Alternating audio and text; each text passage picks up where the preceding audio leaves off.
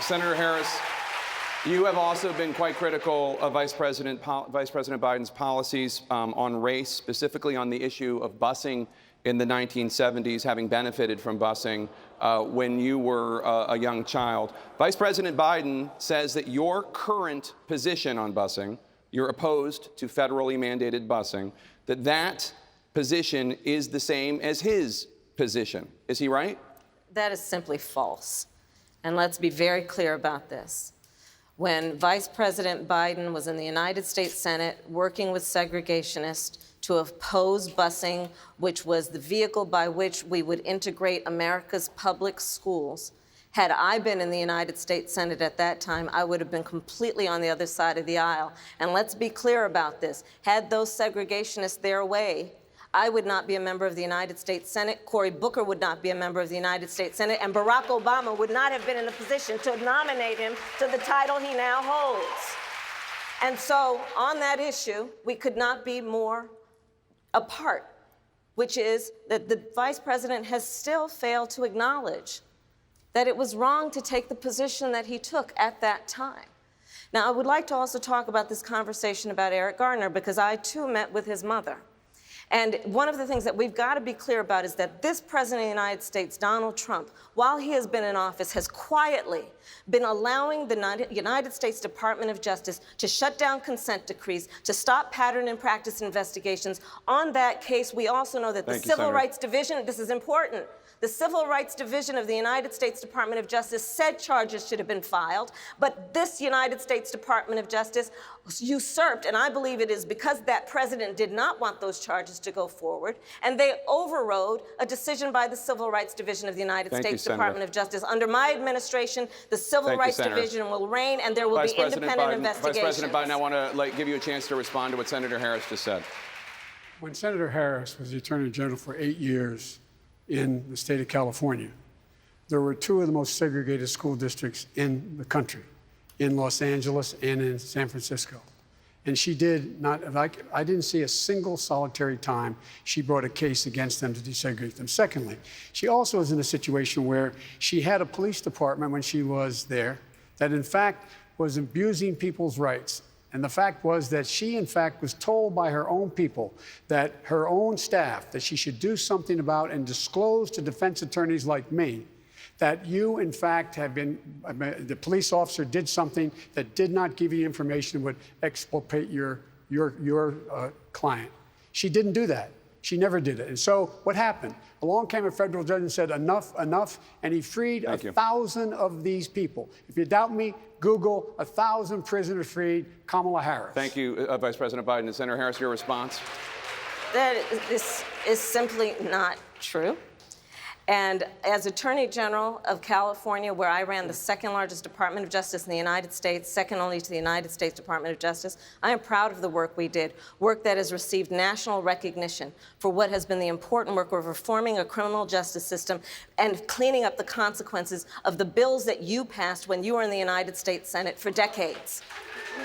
It was the work of creating one of the first in the nation initiatives around re-entering former offenders and getting them jobs and counseling. Thank you, Senator. I did the work as Attorney General of putting body cameras on special agents in the state of California, and I'm proud of that work. I want to bring in Congresswoman Gabbard. Congresswoman Gabbard, you took issue with Senator Harris confronting Vice President Biden at the last debate. You called it a, quote, false accusation that Joe Biden is a racist. What's your response? I want to bring the conversation back to the broken criminal justice system that is disproportionately negatively impacting Black and brown people all across this country today. Now, Senator Harris says she's proud of her record as a prosecutor and that she'll be a prosecutor president, but I'm deeply concerned about this record. There are too many examples to cite, but she put over 1,500 people in jail for marijuana violations and then laughed about it when she was asked if she ever smoked marijuana. She blocked evidence. That would have freed an innocent man from death row until the courts forced her to do so. She kept people in prison beyond their sentences to use them as cheap labor for the state of California. And she fought to keep cash bail system in place that impacts poor people in the worst kind of way. Thank you, Congresswoman. Senator Harris, your response? As the elected Attorney General of California, I did the work of significantly reforming the criminal justice system of a state of 40 million people, which became a national model for the work that needs to be done. And I am proud of that work.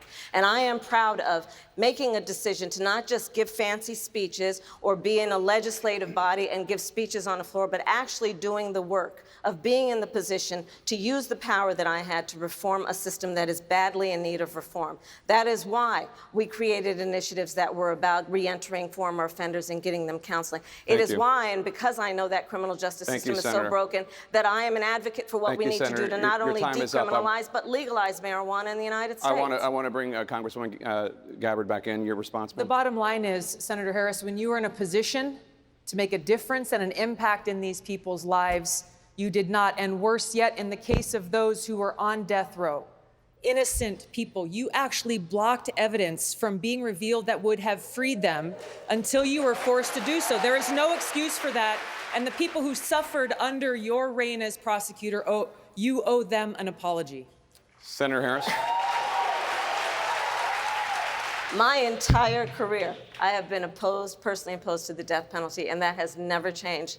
And I dare anybody who is in a position to make that decision, to face the people I have faced, to say, I will not seek the death penalty. That is my background. That is my work. I am proud of it.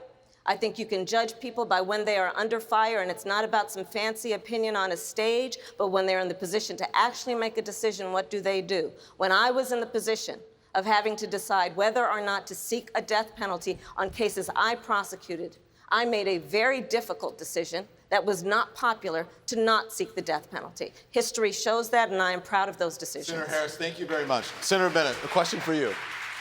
Why are you the best candidate to heal the racial divide that exists in this country today, which has been stoked by the president's racist rhetoric? Yeah, first of all, the president's racist rhetoric should be enough grounds for everybody in this country to vote him out of office. That one thing alone should be enough. Second, Don, I want to answer your question by tagging on the conversation we were just having. This is the fourth debate that we have had, and the second time that we have been debating what people did 50 years ago with busing, when our schools are as segregated today as they were 50 years ago. We need a conversation about what's happening now. And when there's a group of kids in this country that don't get preschool through no fault of their own, and another group does, equal is not equal. And we've got a group of K-12 schools that are good because families can spend $1 million, and you've got the Detroit public schools that are as segregated as they were. Equal is not equal. And let me tell you something else, Don.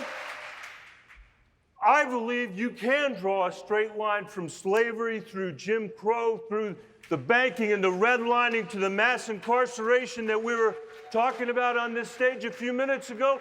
But you know what other line I can draw?